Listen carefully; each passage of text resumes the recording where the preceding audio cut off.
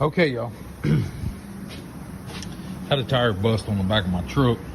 I need to get the spare out. Obviously, all y'all know I bought this truck used. So, I don't have the tool. I kept looking down this hole here, trying to figure out what was in there. And it looked like whatever it was broke off. So I got up underneath the truck and I looked through the spare tire rim there. Used a pry bar to pop that. There's a plastic chute that goes across there. This plastic chute. Pop it off and look what's in there. So there's a square drive. That square drive, I thought it was 3/8.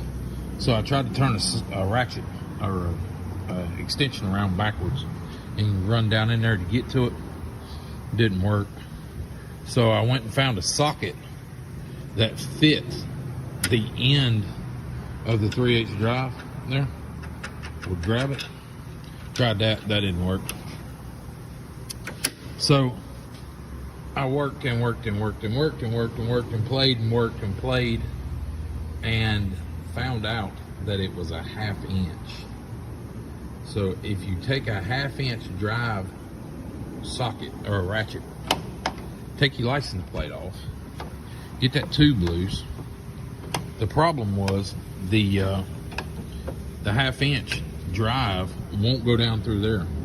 So basically I turned the extensions around backwards here, and I've got a 1/2 inch drive,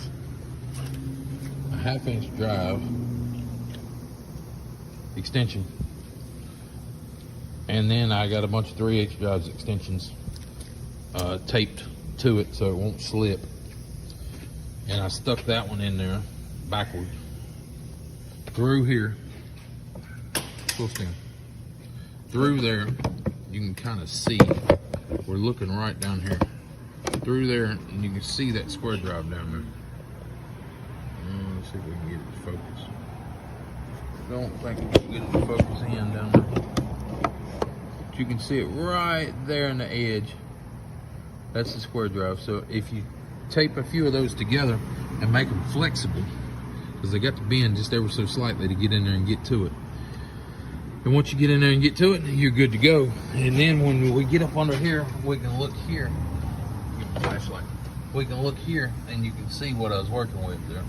That's basically a 1/2 inch drive. So what I'm going to do, I'm going to take, I don't have the tools to this truck, so I'm going to take and weld something on there that sticks way out here where I can do it. I can open this little flap here and do whatever I need to do right here instead of going way back in there. So that's next. Okay, y'all, so what I did, I took this piece off. This is the actual chute here.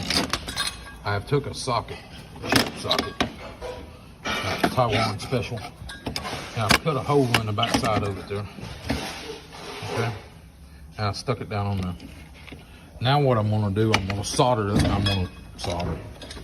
Talking in Spanish, y'all. I'm gonna weld that off real good to make sure that's connected good. But the way it is now, if you turn it, it will drive. It will drive the cable.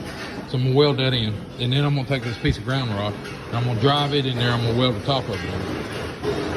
So then I'll have me a 10-foot rod on there, and I'll cut it to size, and I'll weld another, I'm gonna weld another one of these on there. I think we got that one out to weld on it. Yeah, another 14 millimeter. I'm gonna weld it on there. And once I weld it on there, then we can just open that little flap on the back and use a regular 1/2 inch drive ratchet to do what we need to do. I plan on keeping this truck for a while. I don't plan on selling it today or tomorrow. Necesito un poquito más cable. Socorro. You see this? Weld that like that. Okay, got that welded solid. You can see it down in there, it's welded. Hooked to it good. Now I'm gonna cut me a piece of this rod and grind off the copper on the outside and make sure it sticks good. I'm gonna weld it right in the end of it. First I'm gonna go out here and get me a measurement of how long this piece needs to be, and then I'm gonna come do all that. So we'll figure out what that's got to be. Okay, y'all.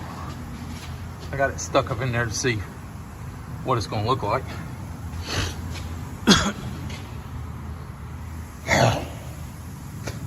I got it stuck too far out. So we got to go in there and cut that off. Squirrels bring me a pair of pin here. We're gonna mark it and we'll go in there and cut it and then put our end on it. So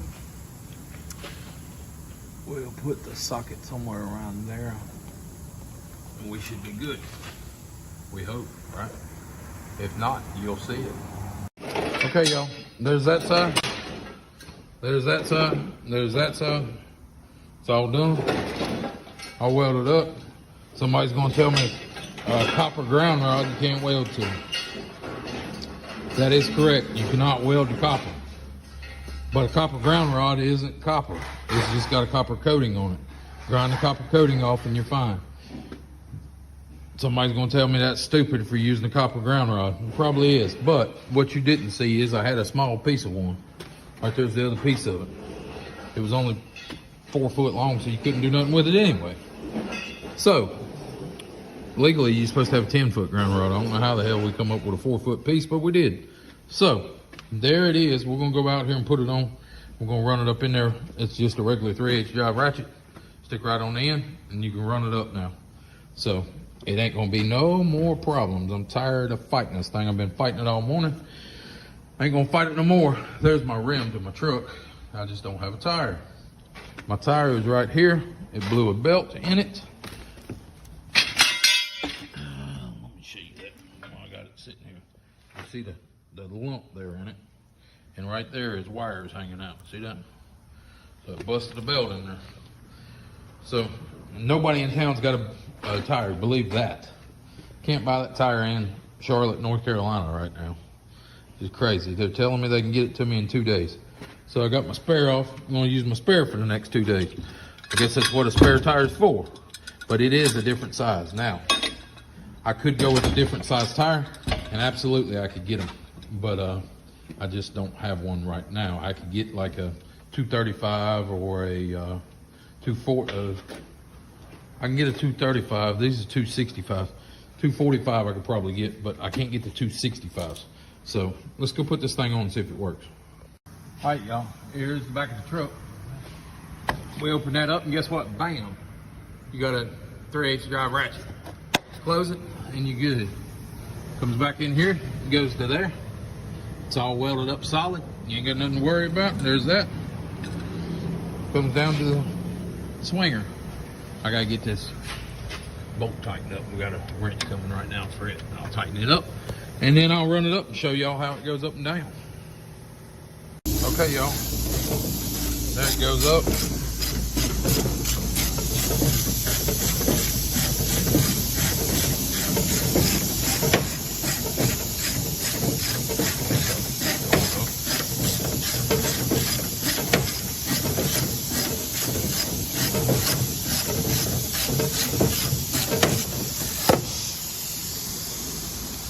Keep cranking.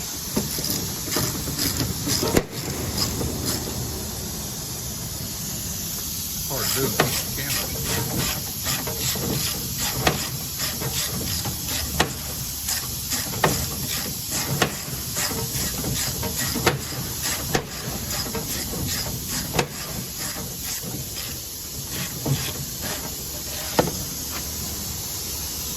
That's all the way up. I'm gonna leave it right there. I'm not gonna lock it in. Take that loose. Shut the cap. Good to go.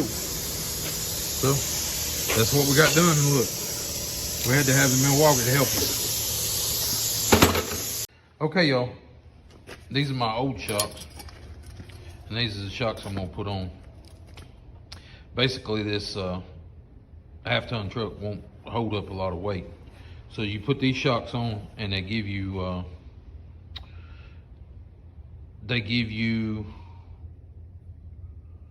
1,500 pounds more of pickup. So basically they'll hold 1,500 more pounds in the bed with the same sag as your old ones. So I'm gonna put those on and we'll see what it looks like when I get done with that. Okay, y'all, this is what it looks like installed. Let me get around here. It's what it looks like installed on there. You don't have to worry about air or none of that stuff. And she's ready now. This is what the old one looks like. So we'll take the old one off, put the new one on. We got this one side done. Should raise the, you can tell I've been bottoming out with the bottoms. You can, it should raise the truck about an inch or so, the ride height of it. But it should make it carry a load a lot better and handle a lot better. Shouldn't get as much wheel hop as I do now. So we should be good. I'll let you see it when I get it back down on the ground here. Okay, y'all, there's the second one. These are easy to do. You just take this bolt out here, take that top bolt out up there, and they just come out. But you need to be supported from the frame so the suspension hangs all the way down, so you can put them in. If not, you'll have to compress them, and compressing them would be a pain in the butt. Now here's the old one, and this is what we're trying to get away from. You can take these shocks and push them down. You see there? They just stay there. They come out real slow and easy, but you can stop them with your foot. Stop them from coming out. So that's what's going on. They didn't have no bounce or give to them no more. They bottomed out real easy, so I wanted to switch them out. And all my trucks, I put these bigger ones in. That Ford of mine, I've got extra leaf springs in it because I couldn't find these at the time. But I found these, and that's what me, Joey, Ronnie, everybody's got those on their trucks because we use them for trucks, not just grocery getters. So y'all like what you see, give us a thumbs up for filming it, subscribe to the channel if you hadn't already, and we'll catch you on the next one.